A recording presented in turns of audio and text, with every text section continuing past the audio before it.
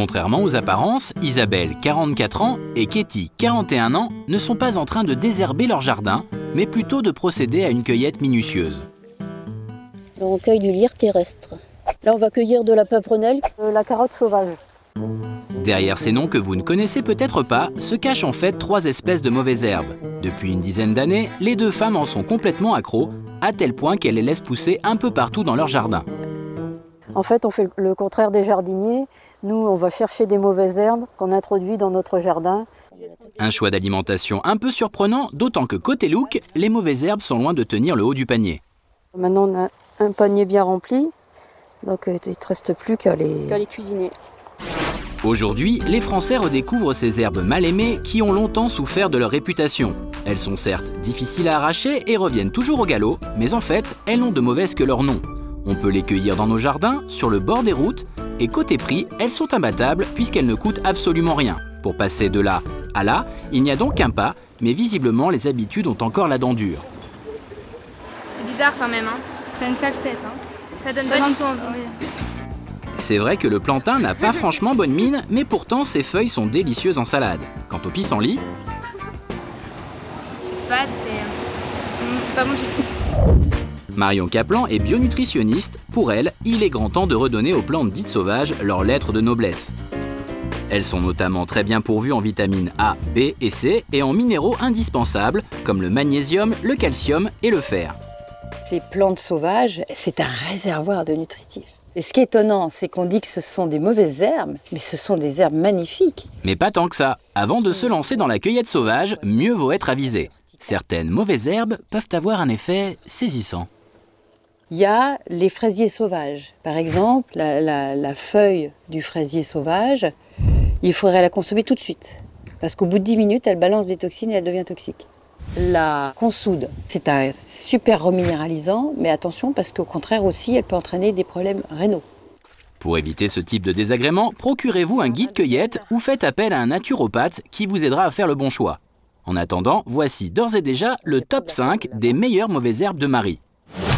L'ortie et ses feuilles qui seront délicieuses en soupe, le lierre terrestre que l'on consomme cru en salade, le plantain dont on mange même les graines et qui a un petit goût d'épinard, l'oxalis à déguster fraîche qui se cuisine comme l'oseille, et enfin le pourpier potager riche en oméga 3. C'est un trésor de bienfaits. Conservez-les, gardez-les, cultivez-les, laissez-les s'épanouir dans votre jardin. Et s'il vous en manque, pas de panique. L'avantage des mauvaises herbes, c'est qu'elles poussent n'importe où et qu'elles se replantent facilement. Allez en forêt avec votre panier et puis vous allez prendre vos orties, le plantain, l'oxalis, tout ça, le lierre terrestre, tout ça, ça pousse naturellement plutôt dans des zones ombragées. Puis après, vous pourrez le mettre dans votre potager ou à la limite même sur votre balcon. Hein. Pourquoi faire pousser que de la ciboulette alors qu'on peut faire pousser des plantes comme ça? On va faire une petite cueillette buissonnière. Mais les mauvaises herbes n'attirent pas que les particuliers. Certains chefs cuisiniers comme Ludovic Dupont s'y intéressent de près. Comme chaque matin, il fait son marché dans son jardin, à quelques mètres seulement de son restaurant, et en plus, c'est gratuit. L'avantage de la berce, c'est qu'on peut tout manger. Les graines et la tige également. Il y a 10 ans, Ludovic fait le pari fou d'ouvrir un restaurant gastronomique en remettant au goût du jour ces herbes oubliées qui tenaient jusqu'au milieu du 19e siècle une place importante dans notre alimentation. Cet amoureux de la nature trouve à chacune d'entre elles des propriétés insoupçonnées. La fleur, autant a une odeur désagréable, mais autant le fruit, quand on l'éclate, a un parfum exceptionnel. Et c'est vrai que cette petite arôme d'agrumes, c'est vraiment... Avec son goût d'orange, notre cuisinier se sert entre autres de la berce pour faire mariner ses viandes comme le canard. Mais les courses sont loin d'être finies, il doit maintenant cueillir quelques herbes pour préparer son poisson. Donc là, on va prendre un petit peu d'oxalis. Sans oublier, bien entendu, le rumex. Donc là, on va prendre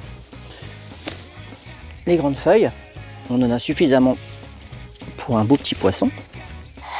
Mais alors, que donnent ces herbes une fois préparées? Voici le filet de cendre en habit végétal. Pour réaliser cette recette originale, Ludovic a enroulé ses filets de cendre avec des feuilles de rumex, puis il les a farcis avec une préparation à base de crème fraîche, d'œufs et de feuilles d'oxalis et de rumex finement émincées. Il a ensuite entouré son poisson de papier sulfurisé et l'a fait cuire au four en papillote pendant 15 minutes à 180 degrés. L'oxalis a le petit goût citronné, le rumex a le goût d'oseille, épinard, et tout le parfum du rumex ainsi que de l'oxalis va imbiber le poisson, va pénétrer le poisson. Bon, si visuellement c'est réussi, il est temps de passer au verdict des papilles avec Mathieu qui vient ici pour la toute première fois. C'est un goût de feuille. C'est un petit goût d'épinard. Après, ce sont des plantes que je ne connais pas, donc ce sont des saveurs nouvelles et ça donne vraiment envie d'avoir un jardin d'herbes sauvages. Nous retrouvons Cathy et Isabelle. Nos deux accros aux mauvaises herbes se préparent un smoothie aux herbes à base de prêle, de pissenlit, de feuilles de vigne et de consoude. Vous pouvez trouver ces herbes un peu partout, mais la consoude raffole notamment des sols humides près des cours d'eau. Un cocktail original qui est loin d'être bon. C'est un goût de vert, enfin de la chlorophylle qui va ressortir. C'est pour cette raison qu'on ajoute justement du jus de pomme, pour compenser le côté un peu trop vert des herbes. Mais si les deux femmes en raffolent, c'est pour une toute autre raison. On dit que c'est l'équivalent d'une transfusion sanguine.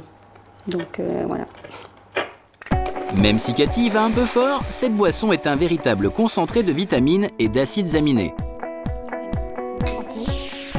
Alors faites comme elle, n'attendez plus et dégustez vos mauvaises herbes à toutes les sauces.